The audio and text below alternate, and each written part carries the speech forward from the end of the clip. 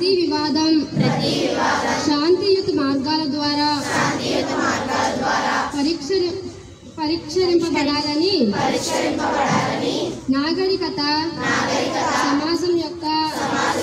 సార్వత్రిక సూత్రంపై విశ్వాసాన్ని ధృవీకరిస్తూ దేశం యొక్క సమగ్రత మరియు ఐక్యతకు పెరుగుతున్న ప్రమాదం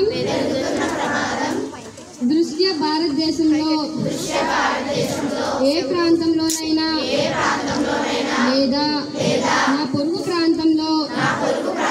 ఏదైనా వివాద విషయంలో శారీరక హింసను ఆశ్రయించనని నేను ప్రతిజ్ఞ చేస్తున్నాను.